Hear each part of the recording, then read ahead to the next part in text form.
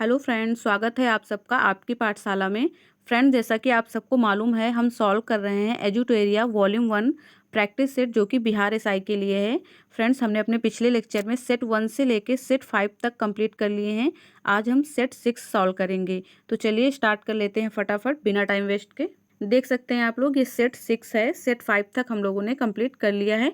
यदि आपने वो वीडियो नहीं देखा है तो आप प्लेलिस्ट में जाके सभी वीडियो को वॉच कर सकते हैं, आपकी अच्छी प्रैक्टिस हो जाएगी। चलिए अपने पहले क्वेश्चन से स्टार्ट करते हैं।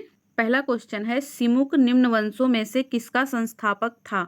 सिमुक एक शासक का नाम है और आपसे पूछ रहा है कि जो निम्न वंश दिए गए हैं, कुछ 4 वंश के नाम दिए गए हैं और आपसे पूछा जा रहा है किसका संस्थापक था सिमुक। आपका सही आंसर हो जाएगा ऑप्शन डी, सातवाहन वंश। जी हाँ फ्रेंड्स, सातवाहन वंश का संस्थापक सिमुक था। सेकेंड क्वेश्चन है, निम्न में से कौन सही सुमेलित नहीं है? 4 ऑप्शन दिए गए हैं, आपको बताना है कि इनमें से कौन सा सही सुमेलित नहीं है। पहला ऑप्शन है उदयगिरि गुहा अभिलेख। उदयगिरि गुहा अभिलेख के सामने नाम दिया हुआ है प्रभावती गुप्त, जो कि गलत है, क्योंकि उदयगिरि गुहा अभिलेख प्रभावती गुप्त से संबंधित नहीं है, यह चंद्रगुप्त से संबंधित है, चंद्रगुप्त द्वितीय से संबंधित है। ठीक है। ऑप्शन बी में दिया हुआ है मंदसौर अभिलेख। मंदसौर अभिलेख के सामने समुद्रगुप्त नाम दिया गया है, ये भी गलत हो जाएगा, क्योंकि मंदसौर अभिलेख जो है वो मालवा नरेश यशोवर्मन से संबंधित है, ना कि समुद्रगुप्त से संबंधित है। ऑप्शन सी दिया हुआ है ऐहोल अभिलेख। ऐहोल अभिलेख आप सबको मालूम होगा पुलकेशिन द्वितीय से संबंधित है, भानुगुप्त से संबंधित नहीं है, इसलिए तीनों ही ऑप्शन सुमेलित नहीं है। आपका सही आंसर इसमें क्या हो जाएगा? ऑप्शन डी, इनमें से सभी सही सुमेलित नहीं है। चलिए अगला क्वेश्चन देखते हैं। क्वेश्चन नंबर 3 है, इत्सिंग भारत की यात्रा पर कब आया? इत्सिंग भारत की यात्रा पर कब आया, ये आपको बताना है। आपका सही आंसर होगा 7वीं शताब्दी में। ऑप्शन सी सही हो जाएगा। इत्सिंग जो है वो भारत 7वीं शताब्दी में आया था और इसने अपने विवरण में नालंदा विश्वविद्यालय, विक्रमशिला विश्वविद्यालय, इनका वर्णन किया है और अपने समय के भारत का भी वर्णन किया है। चलिए अगला क्वेश्चन देखते हैं। 4th नंबर का क्वेश्चन है, तंजौर का राजराजेश्वर मंदिर किसने बनवाया? तंजौर में राजराजेश्वर मंदिर स्थित है और आपसे पूछा जा रहा है कि यह मंदिर किसने बनवाया था। आपका सही आंसर हो जाएगा राजराज प्रथम। राजराजेश्वर मंदिर है और राजराज प्रथम द्वारा बनवाया गया था। फ्रेंड्स, राजराज प्रथम जो हैं यह शैव धर्म के अनुयायी थे और ये चोल वंश से संबंधित है, ये भी आपको पता होगा राजराज प्रथम। किंतु आपको एक और पॉइंट याद रखना है, चोल धर्म का जो सर्वाधिक विस्तार है वो राजेंद्र प्रथम, यानी कि ऑप्शन ए में नाम दिया गया है, जो राजेंद्र प्रथम के काल में हुआ था। ये क्वेश्चन अपने पिछले सेट में किया था, मैंने आज अभी आपको रिवाइज करवा दिया। ऑप्शन सी आपका सही आंसर होगा। चलिए अगला क्वेश्चन देखते हैं। क्वेश्चन नंबर 5 है, निम्नलिखित में से अद्वैत वेदांत के अनुसार किसके द्वारा मुक्ति प्राप्त की जा सकती है? अद्वैत वेदांत के अनुसार किसके द्वारा मुक्ति प्राप्त की जा सकती है? ऑप्शन ए है ज्ञान, ऑप्शन बी है कर्म, ऑप्शन सी है भक्ति और ऑप्शन डी है योग। आपको बताना है अद्वैत वेदांत के अनुसार किसके द्वारा मुक्ति प्राप्त की जा सकती है। ठीक है, आपका सही आंसर हो जाएगा ऑप्शन ए, ज्ञान। जी हाँ फ्रेंड्स, ज्ञान के द्वारा मुक्ति प्राप्त की जा सकती है, ऐसा अद्वैत वेदांत कहता है। जबकि भक्ति के द्वारा मुक्ति प्राप्त की जा सकती है, ऐसा विशिष्ट द्वैत दर्शन कहता है। ठीक है, भक्ति के द्वारा मुक्ति प्राप्त की जा सकती है, ऐसा कौन कहता है? ऐसा कहता है विशिष्ट द्वैत दर्शन। ठीक है, भक्ति मार्ग से भी मोक्ष प्राप्त की जा सकती है। चलिए अगला क्वेश्चन देखते हैं। 6 नंबर का क्वेश्चन है, चंद्रगुप्त द्वितीय के दरबार में नौ रत्नों में कौन शामिल नहीं थे? 4 ऑप्शन दिए हुए हैं और आपको बताना है कि जो चंद्रगुप्त द्वितीय के दरबार में 9 रत्न थे, इनमें से कौन शामिल नहीं थे। आपका सही आंसर हो जाएगा option D, Patanjali. Friends, Patanjali जो हैं वो चंद्रगुप्त द्वितीय के शासनकाल में नहीं थे, बल्कि पतंजलि शुंग वंश के शासनकाल में मौजूद थे। ठीक है, बाकी तीनों ऑप्शन आपके सही हैं। कालिदास, धन्वंतरी, बेताल भट्ट, ये सभी चंद्रगुप्त द्वितीय के दरबार में 9 रत्नों में शामिल थे। चलिए अगला क्वेश्चन देखते हैं। 7 नंबर का क्वेश्चन है, किस वायसराय के समय बिहार में भारतीय राष्ट्रीय कांग्रेस का द्वितीय अधिवेशन गया में संपन्न हुआ? भारतीय राष्ट्रीय कांग्रेस का द्वितीय अधिवेशन यानी दूसरा जो अधिवेशन था वो गया में संपन्न हुआ। आपसे पूछा जा रहा है कि उस समय बिहार में जो अधिवेशन हुआ उस समय वायसराय कौन था, ये आपसे पूछा जा रहा है। आपका सही आंसर हो जाएगा ऑप्शन डी, लॉर्ड रीडिंग। जी हाँ फ्रेंड्स, लॉर्ड रीडिंग सही आंसर हो जाएगा। लॉर्ड रीडिंग का समयकाल भी आप लोग रीड कर लें, मतलब लर्न कर लें। रीड तो क्या करेंगे, 1921 से 26 तक, 1921 से 26 तक का समयकाल है लॉर्ड रीडिंग का। 1921 से 1926 के बीच का जो समयकाल है वो लॉर्ड रीडिंग का समयकाल है। और इनके काल में कुछ प्रमुख घटनाएं भी हुई हैं, जैसे कि 1921 में हुआ है मोपला विद्रोह, ये आपको याद रखना है। 1921 में मोपला विद्रोह हुआ था। और 1922 में चौरी चौरा कांड तो आप सब लोगों को मालूम ही होगा। और चौरी चौरा कांड के बाद जो गांधी जी ने असहयोग आंदोलन को वापस लिया था, ये भी इनके समयकाल में हुआ। और 1923 में एक और घटना हुई, स्वराज्य पार्टी की स्थापना हुई थी। स्वराज पार्टी की स्थापना कब हुई थी? 1923 में। और किसने की थी स्थापना इसकी, ये भी आपको पता होना चाहिए। स्वराज पार्टी की स्थापना मोतीलाल नेहरू एवं चित्तरंजन दास जी के द्वारा की गई थी इलाहाबाद में। ठीक है, चलिए अगला क्वेश्चन देखते हैं। 8 नंबर का क्वेश्चन है, प्रमुख विद्रोह एवं उसके नेता या नेतृत्वकर्ता का सही मिलान करना है। कुछ विद्रोह दिए गए हैं आपको और उनके सामने उनके नेतृत्वकर्ता का नाम दिया गया है और आपको मिलाना है। पहले ऑप्शन में दिया गया है फकीर विद्रोह 1776-77, फकीर विद्रोह 1776-77, और आपको इसे मिलाना है कि इसके जो नेतृत्वकर्ता थे वह कौन थे। फकीर विद्रोह के सामने दिया गया है मजनून शाह एवं चिराग अली, जो कि बिल्कुल सही सुमेलित है। फकीर विद्रोह के नेतृत्वकर्ता थे मजनून शाह एवं चिराग अली। दूसरे ऑप्शन में दिया गया है भील विद्रोह। भील विद्रोह फ्रेंड्स 1825 से 31 के बीच में हुआ और इसके नेतृत्वकर्ता थे सेवाराम, बिल्कुल सही सुमेलित है। ऑप्शन सी है चुआरो विद्रोह, जो कि 1797 से 98 के बीच में हुआ और इसके सामने दिया गया है दुर्जन सिंह, जो कि बिल्कुल सही सुमेलित है। अगला है चेरी विद्रोह। चेरी विद्रोह जो है वो 1800 में हुआ और इसके नेतृत्वकर्ता हैं भूसर सिंह, यानी चारों ही ऑप्शन बिल्कुल सही सुमेलित हैं। ठीक है, तो आपका सही आंसर हो जाएगा 1 2 3 4, यानी ए ऑप्शन आपका सही हो जाएगा। 1 2 3 4 चारों ही बिल्कुल सही सुमेलित हैं। कुछ और विद्रोह हैं, जैसे कि पाइका विद्रोह। पाइका विद्रोह फ्रेंड्स 1817 से 25 के बीच में हुआ था और इसके जो नेतृत्वकर्ता थे उनका नाम है बक्सी जगबंधु। ये सारे विद्रोह आप नोट डाउन कर लें और याद कर लें, इनसे क्वेश्चन आने की बहुत ज़्यादा संभावना रहती है। अभी ऊपर ही एक विद्रोह आया था मोपला विद्रोह। मोपला विद्रोह फ्रेंड्स 1920-21 के बीच में हुआ और इसके जो नेतृत्वकर्ता थे वो थे अली मुसलियार। ठीक है, एक और विद्रोह है पाबना विद्रोह। पाबना विद्रोह फ्रेंड्स 1873 से 76 के बीच में हुआ और इसके जो नेतृत्वकर्ता थे उनका नाम है ईशान चंद्र राय। ईशान चंद्र राय एवं शंभुपाल, इन दोनों लोगों के नेतृत्व में पाबना विद्रोह हुआ था। चलिए फ्रेंड्स अगला क्वेश्चन देखते हैं। 9 नंबर का क्वेश्चन है रैयतवाड़ी। रैयतवाड़ी व्यवस्था के संबंध में कौन सा कथन सत्य है। रैयतवाड़ी व्यवस्था आप लोगों को मालूम होगी। 4 ऑप्शन दिए गए हैं और आपसे पूछा जा रहा है कि कौन सा कथन सत्य है। चलिए एक एक ऑप्शन को ध्यान से पढ़ते हैं।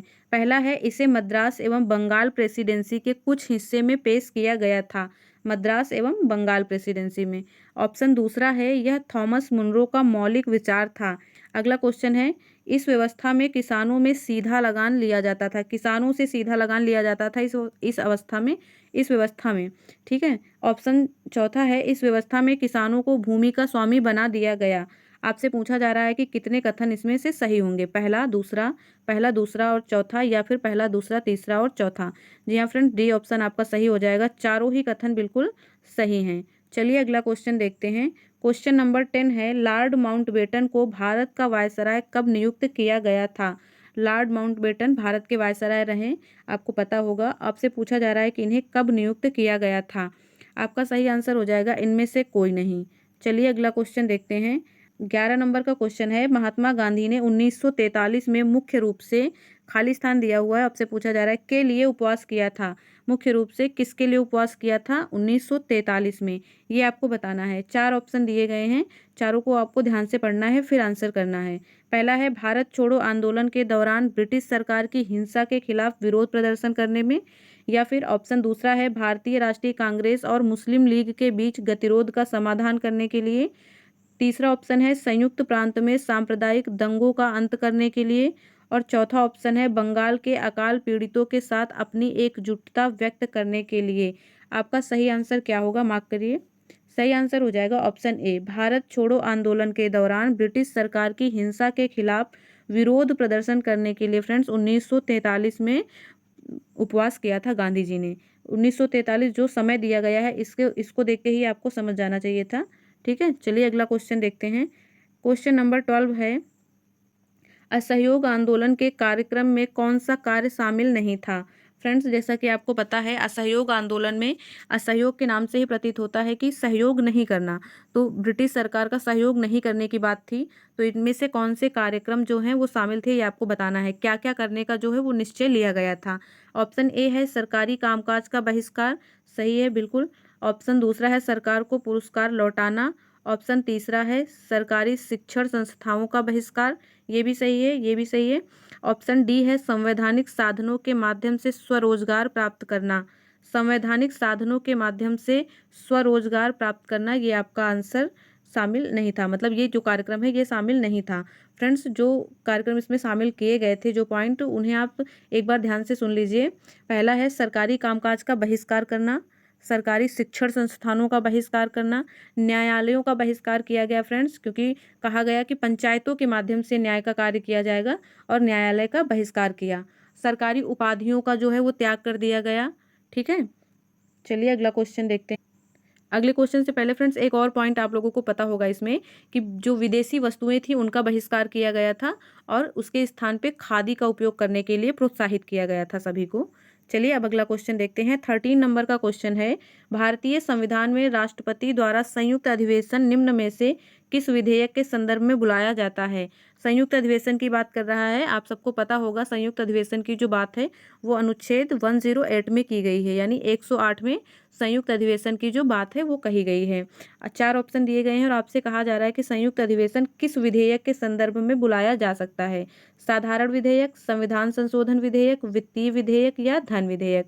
आप सबको मालूम होगा साधारण विधेयक के संदर्भ में संयुक्त अधिवेशन बुलाया जा सकता है, किंतु संविधान संशोधन विधेयक के संबंध में बिल्कुल भी कभी भी नहीं संयुक्त अधिवेशन बुला सकते हैं। वित्तीय विधेयक के संबंध में भी बुलाया जा सकता है, किंतु धन विधेयक के संबंध में नहीं बुलाया जा सकता। इसलिए आपका सही आंसर कौन सा होगा, 1 और 3।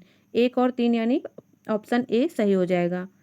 फ्रेंड्स, संयुक्त अधिवेशन के बारे में आपको याद रखना है कि यह अधिवेशन राष्ट्रपति द्वारा बुलाया जाता है, और इसकी जो अध्यक्षता है वह लोकसभा का अध्यक्ष करता है। ठीक है, और अनुच्छेद है 108। 14 नंबर का क्वेश्चन है, 1946 में गठित अंतरिम सरकार में कार्यपालिका परिषद के उपसभापति थे। कार्यपालिका परिषद के उपसभापति कौन थे, ये आपको बताना है। आपका सही आंसर हो जाएगा ऑप्शन ए, जवाहरलाल नेहरू। चलिए अगला क्वेश्चन देखते हैं। 15 नंबर का क्वेश्चन है, भारत के मूल संविधान में राज्यसभा सदस्यों के लिए कार्यकाल निर्धारित किया गया था। मूल संविधान की बात हो रही है फ्रेंड। जब भी मूल संविधान लिखकर आ जाए तो आपको ये समझना है कि मूल संविधान, संविधान जब तैयार किया गया था तब की बात कर रहा है, कि तैयार करते टाइम उसमें जो बातें लिखी गई थी उनकी बात कर रहा है। तो आपसे पूछ रहा है कि राज्यसभा के सदस्यों का कार्यकाल कितना निर्धारित किया था जब संविधान बनकर तैयार हुआ था। तो आपका सही आंसर हो जाएगा इनमें से कोई नहीं, क्योंकि मूल संविधान में राज्यसभा के सदस्यों का कार्यकाल निर्धारित नहीं किया गया था, बल्कि ऐसा कहा गया था कि संसद जो चाहे वो अपने हिसाब से तय कर सकती है। तो उसमें फिर बाद में संसद ने तय किया राज्यसभा का जो कार्यकाल होगा वो 6 वर्ष का होगा। ठीक है, मूल संविधान में इसकी कोई बात नहीं थी, किंतु संसद ने जन प्रतिनिधित्व अधिनियम 1951 के तहत इसकी जो अवधि है वो 6 वर्ष निर्धारित की। ठीक है, चलिए अगला क्वेश्चन देखते हैं। 16 नंबर का क्वेश्चन है, निम्नलिखित में से किसमें भारतीय संविधान के अंतर्गत समान नागरिक संहिता का उपबंध शामिल है। समान नागरिक संहिता की बात कर रहा है, यूनिफॉर्म सिविल कोड। ठीक है, यूनिफॉर्म सिविल कोड की बात फ्रेंड्स नीति निर्देशक तत्वों में की गई है। आर्टिकल कौन सा है, आर्टिकल है 44 नंबर का जो आर्टिकल है उसमें यूनिफॉर्म सिविल कोड की बात की गई है। और फ्रेंड्स आपको पता है राज्य के जो नीति निर्देशक तत्व हैं वो भाग 4 में हैं, और अनुच्छेद 36 से लेके 51 के बीच में हैं। ठीक है, चलिए अगला क्वेश्चन देखते हैं। 17 नंबर का क्वेश्चन है, निम्नलिखित में से किस निकाय का भारतीय संविधान में उल्लेख नहीं है। 4 ऑप्शन दिए गए हैं और आपसे पूछा जा रहा है, जो संस्थाएं दी गई हैं इनमें से पूछा जा रहा है किसका उल्लेख संविधान में नहीं है। ऑप्शन ए है कैबिनेट, ऑप्शन बी है वित्त आयोग, ऑप्शन सी है क्षेत्रीय परिषद, और ऑप्शन डी है अंतर्राज्यीय परिषद। फ्रेंड्स, क्षेत्रीय परिषदों का जो उल्लेख है वो संविधान में नहीं है। ठीक है, क्षेत्रीय परिषदें जो हैं वो एक वैधानिक निकाय है, ना कि संवैधानिक। संवैधानिक होती तो इनका जो उल्लेख है वो संविधान में होता, क्योंकि ये संसद के द्वारा कानून बनाकर इन्हें लाया गया है, तो ये एक वैधानिक निकाय है, इसलिए इनका उल्लेख जो है वो संविधान में नहीं है। फ्रेंड्स, भारत में जो क्षेत्रीय परिषदें हैं उनका नाम जैसे कि है उत्तरी क्षेत्रीय परिषद, दक्षिण क्षेत्रीय परिषद, पूर्वी क्षेत्रीय परिषद, पश्चिमी क्षेत्रीय परिषद और केंद्रीय क्षेत्रीय परिषद। ठीक है, ये आपको याद रखना है। चलिए अगला क्वेश्चन देखते हैं। 18 नंबर का क्वेश्चन है, उच्च न्यायालय के मुख्य क्षेत्राधिकार निम्नलिखित में से कौन से नहीं है? नहीं है, आपको ध्यान रखना है। उच्च न्यायालय की बात कर रहा है और इसके मुख्य क्षेत्राधिकार के अंतर्गत कौन सा नहीं आता है ऑप्शन, ये आपको बताना है। पहला है प्रारंभिक क्षेत्राधिकार, दूसरा है अपीलीय क्षेत्राधिकार और तीसरा है निरीक्षण का क्षेत्राधिकार, चौथा है परामर्शदायी क्षेत्राधिकार। फ्रेंड्स, परामर्शदायी क्षेत्राधिकार के बारे में अपने पिछले लेक्चर में भी आपने पढ़ा है। जो पिछले 5 सेट हो चुके हैं उनमें से एक क्वेश्चन आया था जिसमें मैंने बताया था आपको परामर्शदायी क्षेत्राधिकार के बारे में। फ्रेंड्स, ये केवल और केवल सुप्रीम कोर्ट के पास है। 143 यानी अनुच्छेद 143 के अनुसार राष्ट्रपति जो है वो उच्चतम न्यायालय के मुख्य न्यायाधीश से परामर्श ले सकता है। ठीक है, तो परामर्शदायी जो क्षेत्राधिकार है ये सिर्फ उच्चतम न्यायालय के पास है, ना कि उच्च न्यायालय के पास। यही ऑप्शन आपका सही हो जाएगा। बाकी ऊपर के 3 ऑप्शन है, प्रारंभिक क्षेत्राधिकार, अपीलीय क्षेत्राधिकार और निरीक्षण का क्षेत्राधिकार। ये तीनों ऑप्शन उच्च न्यायालय और उच्चतम न्यायालय दोनों के पास हैं।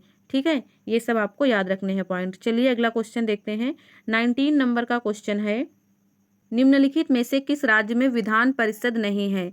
फ्रेंड्स, जैसा कि आपको पता है कि भारत के सभी राज्यों में विधान परिषद नहीं होती है। कुछ राज्यों में विधान परिषद है, बाकी में नहीं है, जबकि विधानसभा सभी राज्यों में होती है। तो अभी तक भारत में वर्तमान में कुल 6 राज्य ऐसे हैं जिनके पास विधान परिषद है, बाकी के पास विधान परिषद नहीं है। तो आपको बताना है 4 ऑप्शन में से किस में विधान परिषद नहीं है। तो इसमें आपका सही आंसर हो जाएगा option D, Tamil Nadu. Friends, Tamil Nadu में विधानसभा तो है किंतु विधान परिषद नहीं है। ऑप्शन ए में महाराष्ट्र दिया हुआ है, महाराष्ट्र में विधान परिषद है, कर्नाटक में भी है और आंध्र प्रदेश में भी है। लेकिन मैंने आपको बताया कि 6 राज्य ऐसे हैं जिनके पास विधान परिषद है, तो इसमें तो 3 दिए हुए हैं, बाकी 3 कौन से हैं वो भी आप लोग याद कर लें। पहला तो हो गया यूपी, यूपी में विधान परिषद है फ्रेंड्स। यूपी के बाद आता है बिहार, बिहार में भी विधान परिषद है।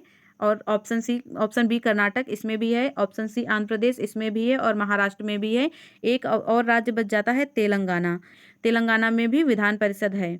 चलिए अगला क्वेश्चन देखते हैं। 20 नंबर का क्वेश्चन है, पंचायत चुनाव कराने का निर्णय किसके द्वारा लिया जाता है? पंचायतों का जो चुनाव होता है इसका निर्णय किसके द्वारा लिया जाता है? आपका सही आंसर हो जाएगा ऑप्शन सी, राज्य सरकार। राज्य सरकार के द्वारा पंचायतों के चुनाव का निर्णय लिया जाता है। और चुनाव कौन करवाता है? राज्य का निर्वाचन आयोग। अनुच्छेद है इसका 243 के अनुसार यह निर्णय राज्य सरकार के द्वारा लिया जाता है। चलिए अगला क्वेश्चन देखते हैं। 21 नंबर का क्वेश्चन है, भारत के सर्वोच्च न्यायालय के कार्यवाहक मुख्य न्यायाधीश की नियुक्ति करता है। भारत में फ्रेंड्स सर्वोच्च न्यायालय में कार्यवाहक मुख्य न्यायाधीश की नियुक्ति कौन करता है, ये आपको बताना है। आपका सही आंसर हो जाएगा ऑप्शन सी, राष्ट्रपति। जी हाँ फ्रेंड्स, कार्यवाहक मुख्य न्यायाधीश की नियुक्ति राष्ट्रपति के द्वारा की जाती है। चलिए अगला क्वेश्चन देखते हैं। 22 नंबर का क्वेश्चन है, निम्नलिखित में से कौन सा संविधान संशोधन 8वीं अनुसूची के भाषा से संबंधित नहीं है? कौन सा संविधान संशोधन 8वीं अनुसूची में जो भाषाएं दी हैं उनसे संबंधित नहीं है? फ्रेंड्स, आपको पता है 8वीं अनुसूची जो है वो भाषा से संबंधित है और कई बार संशोधन करके इसमें नई नई भाषाओं को जो है ऐड किया गया है। ठीक है, तो आपको बताना है कि 4 ऑप्शन में से कौन सा जो संशोधन है वो 8वीं अनुसूची में भाषा से संबंधित नहीं है। आपका सही आंसर हो जाएगा इसमें ऑप्शन बी, 36वां संविधान संशोधन 1975। ठीक है फ्रेंड्स, आप सभी लोगों को मालूम होगा 36वां संविधान संशोधन 1975 में जो किया गया था यह सिक्किम से रिलेटेड है। ठीक है, सिक्किम को जो स्वतंत्र राज्य का जो दर्जा दिया गया था वो 36वां संविधान संशोधन के द्वारा दिया गया था 1975 में। पहला ऑप्शन में दिया गया है 21वां संविधान संशोधन 1967।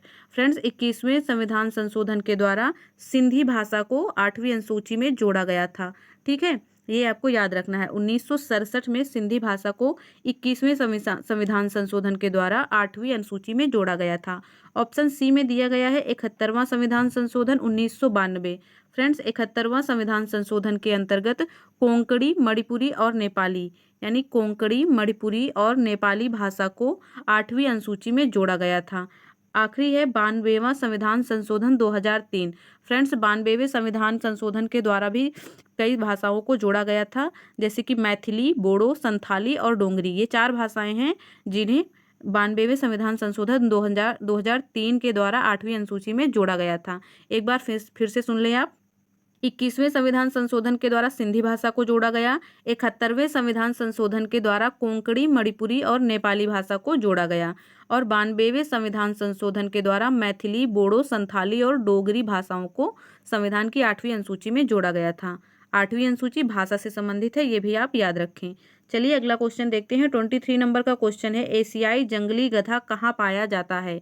एशियाई जंगली गधा कच्छ के रण में पाया जाता है। कच्छ का रण जो कि गुजरात में है, वहाँ पे एशियाई जंगली गधा पाया जाता है। फ्रेंड्स, आपको पता है एशियाई जंगली गधा जो है वो IUCN की विलुप्त प्राय श्रेणी में रखा गया है। चलिए अगला क्वेश्चन देखते हैं। 24 नंबर का क्वेश्चन है, विश्व मौसम विज्ञान संगठन का मुख्यालय कहाँ स्थित है? विश्व मौसम विज्ञान संगठन का मुख्यालय कहाँ है, ये आपको बताना है। आपका सही आंसर हो जाएगा option B, Geneva. Friends, Geneva में स्थित है विश्व मौसम विज्ञान संस्थान का मुख्यालय। ठीक है, विश्व मौसम विज्ञान संगठन जो है यह UNO की एक शाखा है। इसकी स्थापना जो है वो 1950 में की गई थी। ठीक है, चलिए अगला क्वेश्चन देखते हैं। 25 नंबर का क्वेश्चन है, किस बायोम में सबसे कम तापांतर पाया जाता है?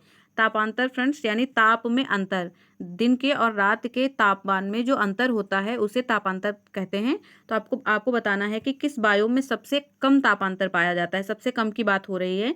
आपका सही आंसर हो जाएगा ऑप्शन डी, सदाबहार वर्षा वन बायोम। ठीक है, चलिए अगला क्वेश्चन देखते हैं। 26 नंबर का क्वेश्चन है, निम्न में से किस शहर को निरंतर बहने वाले झरनों का शहर कहा जाता है? निरंतर बहने वाले झरनों का शहर किस शहर को कहा जाता है? आपका सही आंसर हो जाएगा ऑप्शन बी, क्विटो। जी हाँ फ्रेंड्स, क्विटो को निरंतर बहने वाले झरनों का शहर कहा जाता है। ऑप्शन ए में आपको वेनिस दिया हुआ है। वेनिस जो कि इटली का एक शहर है, इसको भी कहा जाता है, इसका भी एक उपनाम है। इसे कहा जाता है क्वीन ऑफ एड्रियाटिक। ठीक है, वेनिस को क्वीन ऑफ एड्रियाटिक के नाम से जाना जाता है। ऑप्शन सी में क्यूबा दिया गया है। क्यूबा को फ्रेंड्स एंटिलीज का मोती कहा जाता है। क्यूबा को क्या कहा जाता है? एंटिलीज का मोती। ऑप्शन डी में आपको शिकागो दिया गया है। शिकागो जो शहर है USA का शहर है एक, यानी अमेरिका का एक शहर है शिकागो। इसे हवा वाला शहर कहते हैं, यानी गार्डन सिटी कहा जाता है इसको। चलिए अगला क्वेश्चन देखते हैं। 27 नंबर का क्वेश्चन है, गोल्फ के गेंद का वजन कितना होता है? गोल्फ की गेंद, गोल्फ एक खेल है, इसकी गेंद का वजन कितना होता है ये आपको बताना है। आपका सही आंसर हो जाएगा ऑप्शन ए, 45.94 ग्राम। ठीक है, गोल्फ की जो गेंद होती है उसका वजन होता है 45.94 ग्राम। ठीक है, सर्वप्रथम इस स्कॉटलैंड में यह जो गेम है वो शुरू हुआ था। चलिए अगला क्वेश्चन देखते हैं। 28 नंबर का क्वेश्चन है, वाचस्पति पुरस्कार किस क्षेत्र में दिया जाता है? वाचस्पति पुरस्कार जो है फ्रेंड्स वह संस्कृत साहित्य के क्षेत्र में दिया जाता है। संस्कृत साहित्य के क्षेत्र के जो लेखक होते हैं उनके विशिष्ट योगदान के लिए इसे दिया जाता है। इसकी शुरुआत जो है फ्रेंड्स वो 1992 में की गई थी। ठीक है, 1992 में इस पुरस्कार की जो है वो शुरुआत की गई थी। अगला क्वेश्चन है 29 नंबर का क्वेश्चन है, निम्न में से किस व्यक्ति को गुरु जी के उपनाम से जाना जाता है? फ्रेंड्स, आपको पता है कुछ हमारे महान जो ऐसे लोग हैं उनको उपनाम दिए गए हैं, तो आपको बताना है गुरु जी के नाम से किसे जाना जाता है। आपका सही आंसर हो जाएगा ऑप्शन बी। ऑप्शन बी आपका सही आंसर हो जाएगा, MS गोलवकर। MS गोलवकर को फ्रेंड्स गुरु जी के नाम से जाना जाता है। ऑप्शन ए में रविंद्रनाथ टैगोर का नाम दिया गया है, और आप सभी को पता होगा रविंद्रनाथ टैगोर जी को गुरुदेव के नाम से जाना जाता है। गुरु जी के नाम से MS गोलवकर को जाना जाता है और गुरुदेव के नाम से रविंद्रनाथ टैगोर को जाना जाता है। ऑप्शन सी में दिया गया है मदन मोहन मालवीय। मदन मोहन मालवीय का भी एक उपनाम है, आप सबको मालूम होगा, महामना। महामना के नाम से मदन मोहन मालवीय जी को जाना जाता है। ऑप्शन डी में दिया गया है चक्रवर्ती राज गोपालाचारी। चक्रवर्ती राज गोपालाचारी जी का उपनाम है राजा जी। ठीक है, आपको चारों ही ऑप्शन याद रखने हैं। चलिए अगला क्वेश्चन देख लेते हैं। 30 नंबर का क्वेश्चन है, लीम और नुरालीम किस राज्य का प्रमुख लोक नृत्य है? फ्रेंड्स, सभी सेट में लोक नृत्य से एक ना एक क्वेश्चन पूछा जा रहा है, बहुत ही इंपॉर्टेंट है ये लोक नृत्य। आप अलग से इन्हें नोट डाउन करते चलें और लास्ट टाइम एक बार रिविजन करके जरूर जाइएगा। 30 नंबर का क्वेश्चन है, लीम और नुरालीम किस राज्य का प्रमुख लोक नृत्य है, ये आपको बताना है। आपका सही आंसर हो जाएगा ऑप्शन डी, नागालैंड। जी हाँ फ्रेंड्स, नागालैंड से संबंधित है यह लोक नृत्य। ठीक है, ये आपको याद रखना है। फ्रेंड्स, गुजरात के लोक नृत्य जो हैं उन्हें भी आप याद रखें, गरबा और डांडिया। ठीक है, मेघालय में भी कुछ हैं, इन्हें भी आप याद रखें। लाहो बांग्ला मेघालय का जो लोक नृत्य है इसे भी आप याद रखें। राजस्थान में घूमर आपको पता है, और नागालैंड का भी आपने पढ़ लिया। चलिए अगला क्वेश्चन देखते हैं। 31 नंबर का क्वेश्चन है, केंद्रीय खनन अनुसंधान संस्थान कहाँ स्थित है?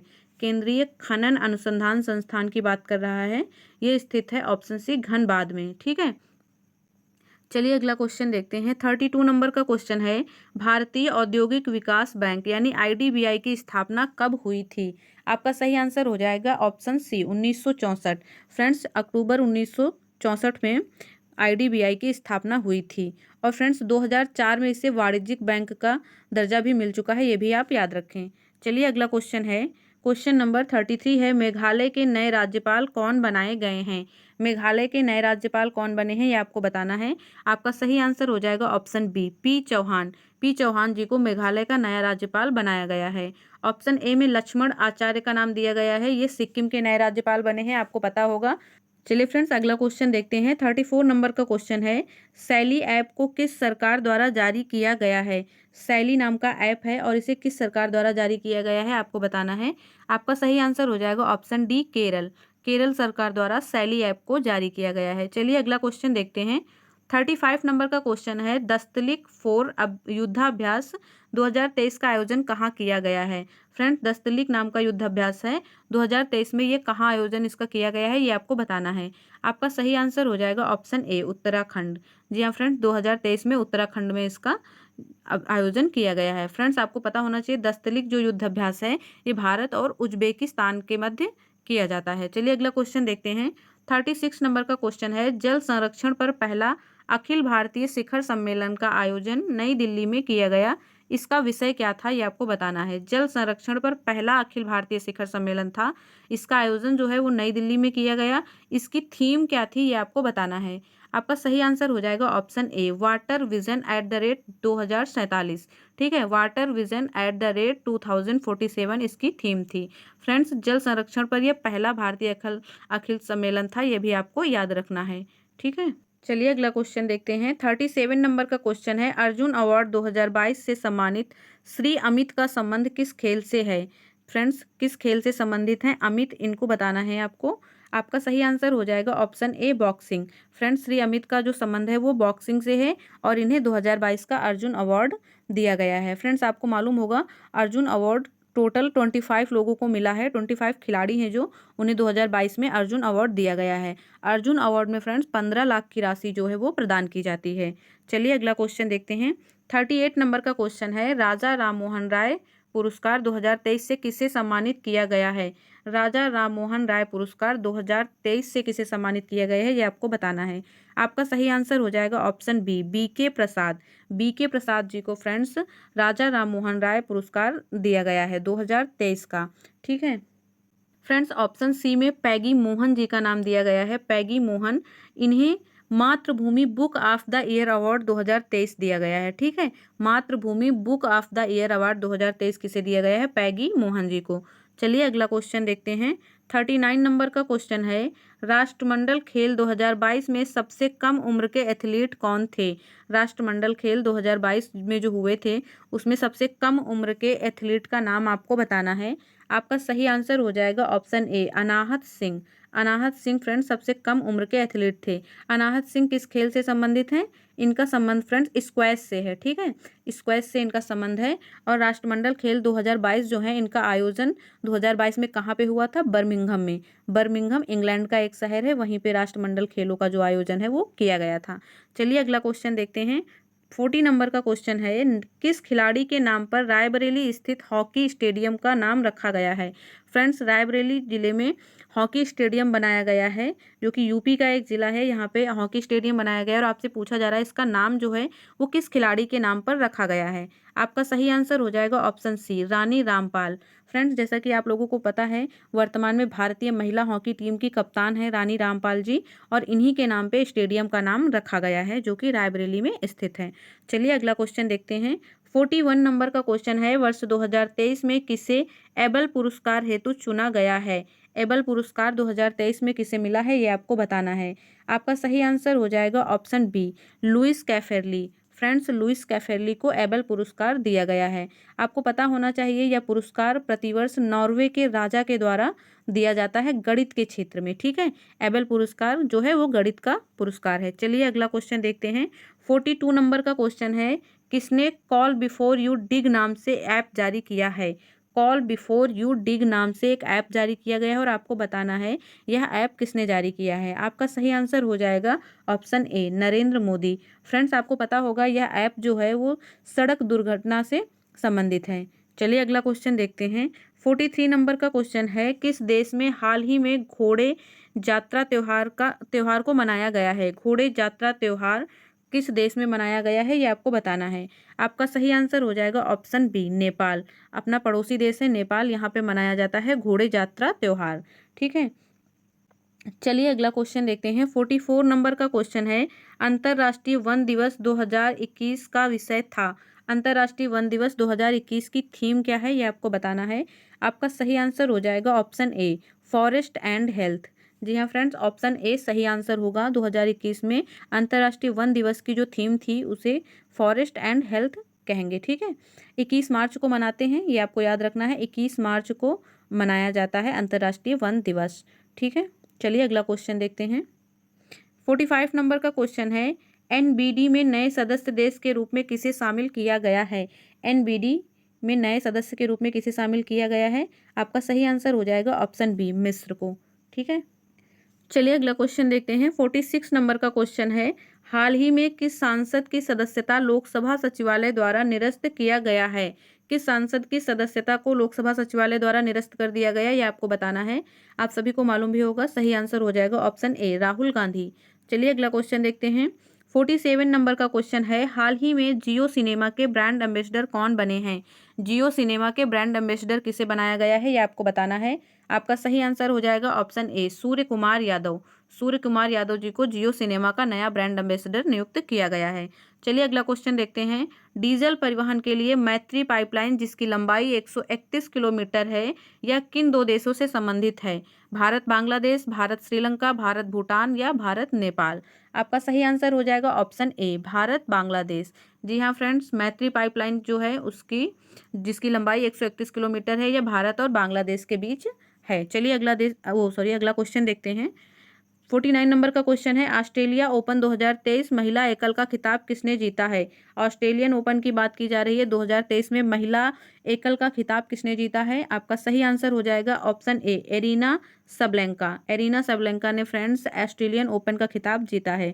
और ऑस्ट्रेलियन ओपन में पुरुष एकल का जो खिताब है वह किसने जीता है?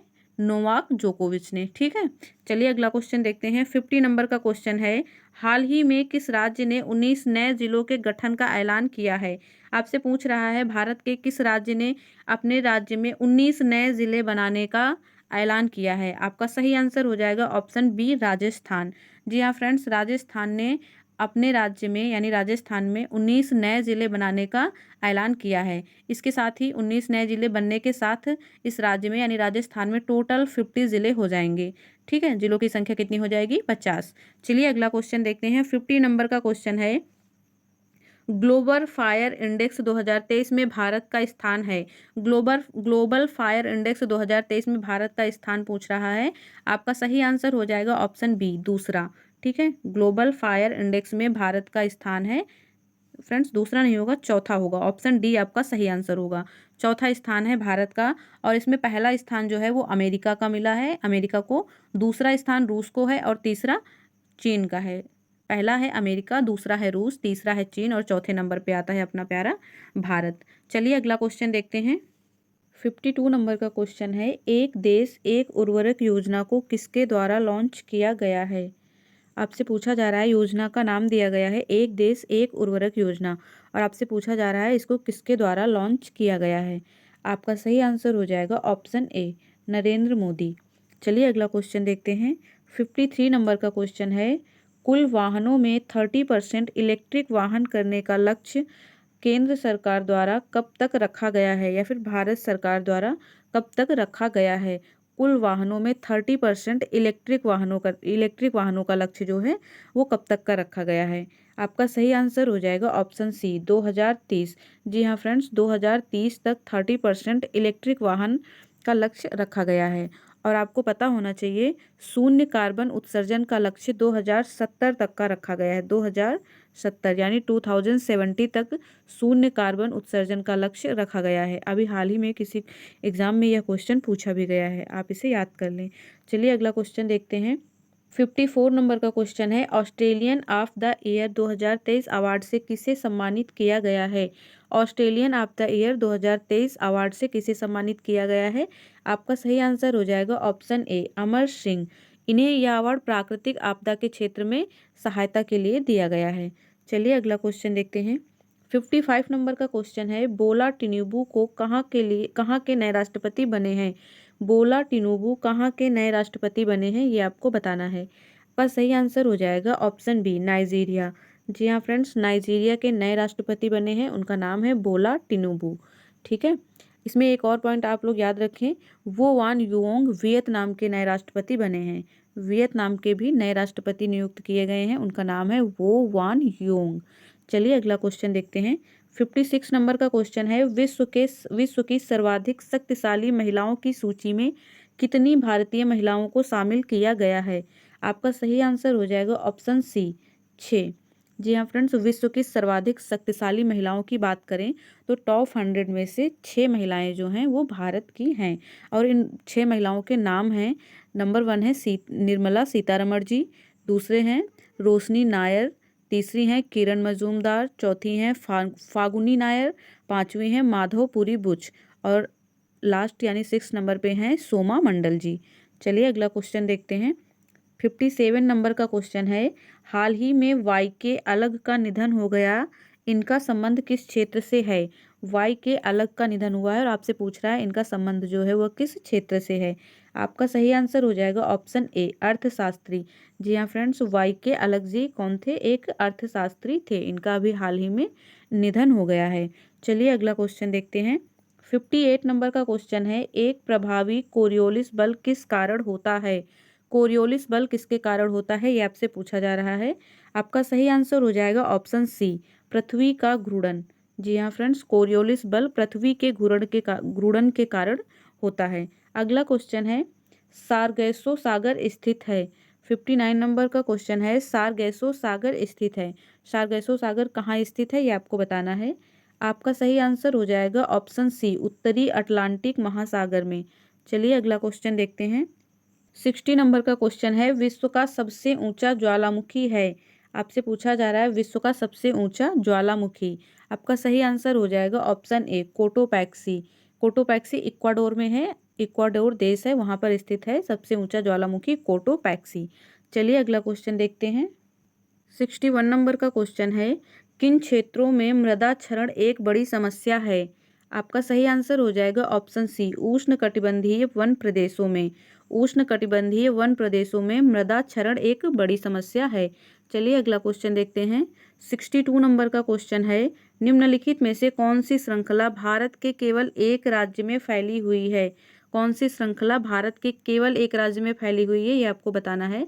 आपका सही आंसर हो जाएगा ऑप्शन ए अजंता। चलिए अगला क्वेश्चन देखते हैं। 63 नंबर का क्वेश्चन है, निम्नलिखित में से कौन ब्रह्मपुत्र की सहायक नदी नहीं है? ब्रह्मपुत्र की सहायक नदी नहीं है, ये आपसे पूछ रहा है। आपका सही आंसर हो जाएगा ऑप्शन डी कोई नहीं, यानी कि ये तीनों ही ब्रह्मपुत्र की सहायक नदियां हैं। आपसे पूछा जा रहा है कौन नहीं है, तो ये तीनों ही हैं, इसलिए आपका सही आंसर हो जाएगा ऑप्शन डी। ठीक है, ऑप्शन डी सही आंसर हो जाएगा। चलिए अगला क्वेश्चन देखते हैं। 64 नंबर का क्वेश्चन है, इंदिरा गांधी नहर का उद्गम स्थल है। इंदिरा गांधी नहर का उद्गम कहाँ से हुआ है, ये आपसे पूछा जा रहा है। आपका सही आंसर हो जाएगा option C Harike barrage. Harike barrage से इंदिरा गांधी नहर का उद्गम होता है। फ्रेंड्स, यह बैराज सतलज तथा ब्यास नदी के तट पर स्थित है।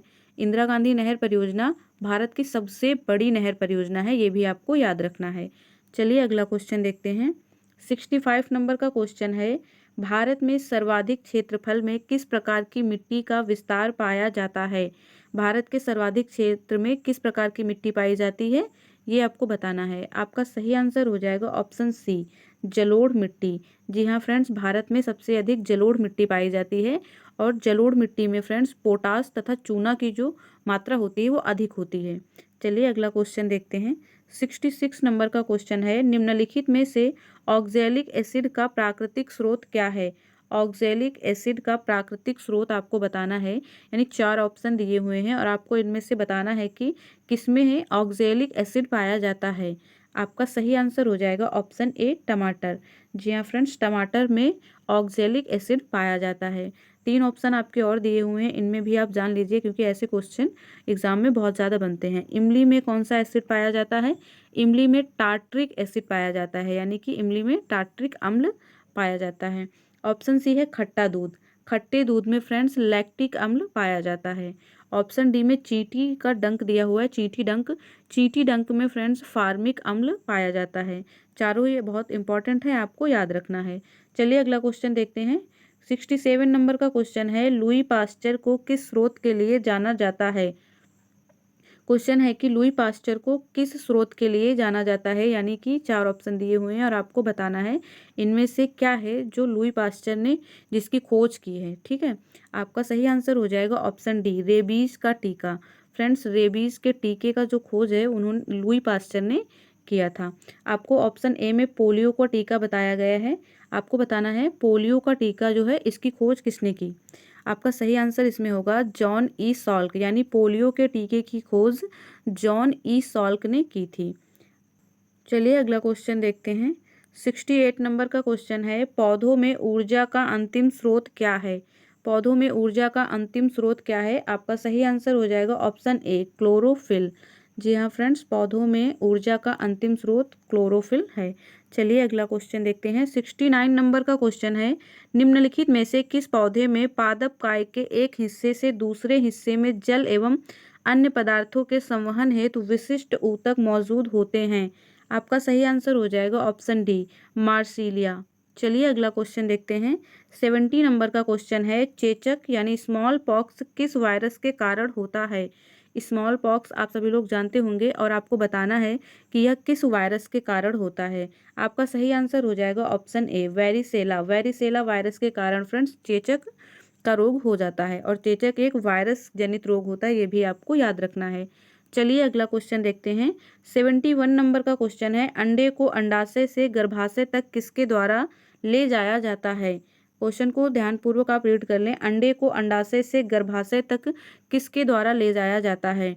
आपका सही आंसर हो जाएगा ऑप्शन ए, अंडवाहिका। चलिए अगला क्वेश्चन देखते हैं।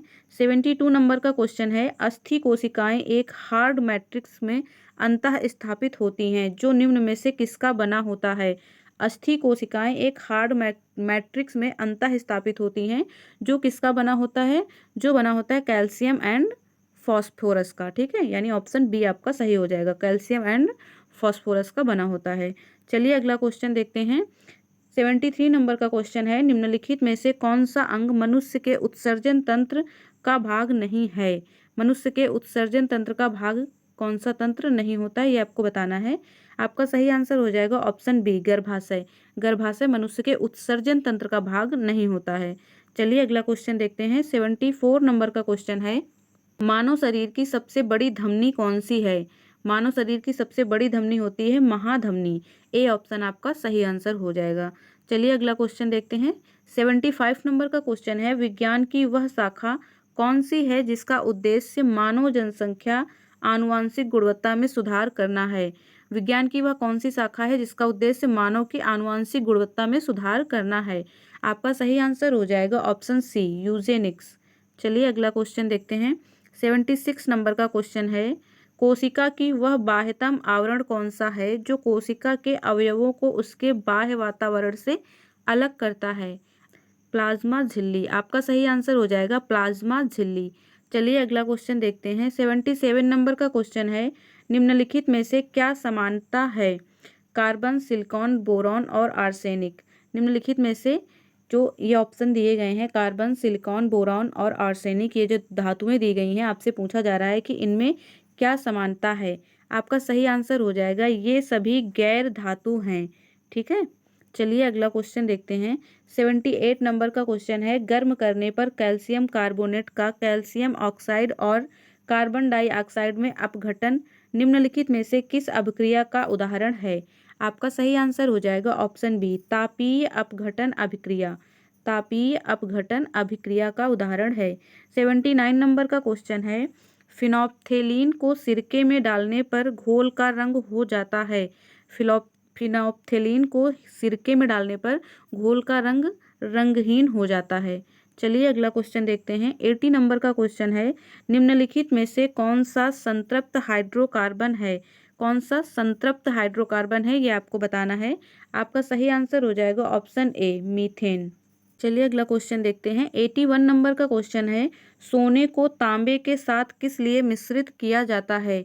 सोने को तांबे के साथ किस लिए मिश्रित किया जाता है? सोने को कठोर बनाने के लिए। ऑप्शन डी आपका सही आंसर हो जाएगा। फ्रेंड्स, सोना एक धातु है, एक मुलायम धातु है, इसे कठोर बनाने के लिए इसमें तांबे का मिश्रण किया जाता है। चलिए अगला क्वेश्चन देखते हैं। 82 नंबर का क्वेश्चन है, निम्नलिखित में से कौन सी धातु उभयधर्मी ऑक्साइड बना सकती है? आपका सही आंसर हो जाएगा ऑप्शन ए, जिंक। ठीक है, चलिए अगला क्वेश्चन देखते हैं। 83 नंबर का क्वेश्चन है, जल शोधन के लिए निम्नलिखित में से किसका प्रयोग किया जाता है? जल शोधन के लिए किसका प्रयोग किया जाता है? आपका सही आंसर हो जाएगा ऑप्शन बी, एलम। चलिए अगला क्वेश्चन देखते हैं। 84 नंबर का क्वेश्चन है, डाल्टन का सिद्धांत निम्न में से किस नियम पर आधारित था? डाल्टन का सिद्धांत किस नियम पर आधारित था, ये बताना है आपको। आपका सही आंसर हो जाएगा ऑप्शन ए, रासायनिक संयोजन। चलिए अगला क्वेश्चन देखते हैं। 85 नंबर का क्वेश्चन है, निम्नलिखित में से कौन सी विशेषता एक आदर्श ट्रांसफार्मर में होता है? एक आदर्श ट्रांसफार्मर की क्या विशेषता होती हैं, ये आपको बताना है। 4 ऑप्शन दिए हुए हैं, चारों को ही केयरफुली रीड करिए फिर आंसर करिएगा। आपका पहला ऑप्शन हो जाएगा, कुंडलनों में प्रतिरोध नहीं होता है। दूसरा ऑप्शन है, क्रोड में किसी प्रकार की हानि नहीं होती है। तीसरा ऑप्शन है, क्रोड में अनंत पारगम्यता यानी चुंबकशीलता होती है। और चौथा ऑप्शन है, इनमें से सभी। और सही आंसर हो जाएगा आपका इनमें से सभी, यानी ये सभी एक आदर्श ट्रांसफार्मर की विशेषताएं होती हैं। चलिए अगला क्वेश्चन देखते हैं। 86 नंबर का क्वेश्चन है, एक कंडक्टर का प्रतिरोध किसके व्युत्क्रमानुपाती होता है? एक कंडक्टर का प्रतिरोध किसके व्युत्क्रमानुपाती होता है, ये आपको बताना है। आपका सही आंसर हो जाएगा ऑप्शन सी, अनुप्रस्थ भाग का क्षेत्रफल। अनुप्रस्थ भाग का क्षेत्रफल। चलिए अगला क्वेश्चन देखते हैं। 87 नंबर का क्वेश्चन है, जी के मान की एसआई इकाई वही है जो की ईसाई इकाई है। ये जो खाली स्थान है इसे आपको फिल करना है। जी मतलब गुरुत्वाकर्षण की बात कर रहा है। गुरुत्वाकर्षण के मान की ईसाई इकाई जो होती है वही किसकी और ईसाई इकाई होती है, ये आपको बताना है। आपका सही आंसर होगा इसमें त्वरण। जी हाँ फ्रेंड्स, जो त्वरण की ईसाई इकाई होती है वही गुरुत्वाकर्षण की भी होती है, यही आपसे पूछ रहा था। चलिए अगला क्वेश्चन देखते हैं। 88 नंबर का क्वेश्चन है, हवा की गति को मापने के लिए निम्नलिखित में से किस उपकरण का उपयोग किया जाता है? हवा की गति को मापने के लिए किस उपकरण का उपयोग किया जाता है? आप लोगों को सबको मालूम भी होगा, ये बहुत इजी क्वेश्चन है। आपका सही आंसर हो जाएगा एनीमोमीटर। जी हाँ फ्रेंड्स, एनीमोमीटर से हवा की गति मापते हैं। चलिए अगला क्वेश्चन देखते हैं। 89 नंबर का क्वेश्चन है, यदि वायु प्रतिरोध को नगण्य माने तो मुक्त रूप से गिरते हुए पिंड की स्थितिज ऊर्जा और गतिज ऊर्जा का योग क्या होगा? फिर से पढ़ लीजिए क्वेश्चन को। यदि वायु प्रतिरोध को नगण्य माने यानी कि वायु बिल्कुल भी ना के बराबर हो तो मुक्त रूप से गिरते हुए पिंड की स्थितिज ऊर्जा और गतिज ऊर्जा का योग क्या होगा, ये आपको बताना है। आपका सही आंसर हो जाएगा ऑप्शन सी, स्थिर रहेगा। ठीक है, चलिए अगला क्वेश्चन देखते हैं। 90 नंबर का क्वेश्चन है, निम्नलिखित में से कौन सी ऊर्जा ऊंचाई के साथ बढ़ता या घटता है? कौन सी ऊर्जा है जो ऊंचाई के साथ बढ़ती या घटती है, ये आपको बताना है। आपका सही आंसर हो जाएगा ऑप्शन सी, स्थितिज ऊर्जा। जी हाँ फ्रेंड्स, स्थितिज ऊर्जा जो होती है वो ऊंचाई के साथ बढ़ती या फिर घटती है। चलिए अगला क्वेश्चन देखते हैं। 91 नंबर का क्वेश्चन है, डेयरी में प्रयोग किए जाने वाले दूध से क्रीम को अलग करने की प्रक्रिया क्या कहलाती है? डेयरी में प्रयोग किए जाने वाला जो दूध होता है उससे क्रीम को जो अलग करते हैं, उस क्रीम को अलग करने की जो प्रक्रिया होती है उसे क्या कहा जाता है? आपका सही आंसर हो जाएगा ऑप्शन ए, अपकेंद्रीकरण। चलिए अगला क्वेश्चन देखते हैं। 92 नंबर का क्वेश्चन है, भारतीय बैंकों की विदेशों में सर्वाधिक शाखाएं किस देश में हैं? भारतीय बैंकों की विदेशों में जो शाखाएं हैं वो सर्वाधिक किस देश में हैं? आपका सही आंसर हो जाएगा ऑप्शन ए, यूके। ठीक है, यूनाइटेड किंगडम। चलिए अगला क्वेश्चन देखते हैं। 93 नंबर का क्वेश्चन है, यदि किसी मुद्रा का विनिमय मूल्य अन्य मुद्राओं की तुलना में जानबूझकर कम कर दिया जाता है तो इस मुद्रा को क्या कहते हैं? फ्रेंड्स, यदि किसी मुद्रा को जो विनिमय मतलब जो उसकी खरीद वैल्यू जो उसकी होती है उसे जानबूझकर कम कर दिया जाता है तो उसे क्या कहते हैं? उसे कहते हैं अवमूल्यन। ठीक है, मुद्रा का जो मूल्य है वो गिरा दिया जाता है तो उसे अवमूल्यन कहा जाता है। चलिए अगला क्वेश्चन देखते हैं। 94 नंबर का क्वेश्चन है, सीमांत उत्पादकता के संबंध में कौन सा कथन सत्य है? सीमांत उत्पादकता की बात कर रहा है और आपसे सत्य कथन पूछा है। दो ऑप्शन दिए गए हैं, पहला है यह शून्य हो सकता है, यह मतलब सीमांत उत्पादकता शून्य हो सकती है, और दूसरा ऑप्शन है यह ऋणात्मक हो सकता है। आपसे पूछा जा रहा है इनमें से कौन सा कथन सत्य है। आपका सही आंसर हो जाएगा ऑप्शन सी, पहला और दूसरा दोनों कथन सही हो जाएंगे। चलिए अगला क्वेश्चन देखते हैं। 95 नंबर का क्वेश्चन है, किस पंचवर्षीय योजना का मूल्य उद्देश्य तीव्रतम एवं समावेशी विकास था? पंचवर्षीय योजना से फ्रेंड्स आप देख रहे हैं कि सभी सेट, अभी तक 5 सेट हो चुके हैं और पांचों ही सेट में पंचवर्षीय योजना से एक क्वेश्चन जरूर रखा जा रहा है। इसका मतलब ये है कि एग्जाम में भी यह बहुत इंपॉर्टेंट है। पंचवर्षीय योजना से एक ना एक क्वेश्चन पूछा ही जाता है, इसलिए आप जितने भी क्वेश्चन आ रहे हैं यदि आपको याद नहीं है तो आप नोट डाउन करके ज़रूर अच्छे से उन्हें याद कर लें। अब इस क्वेश्चन को फिर से पढ़ लें फिर आंसर कीजिएगा।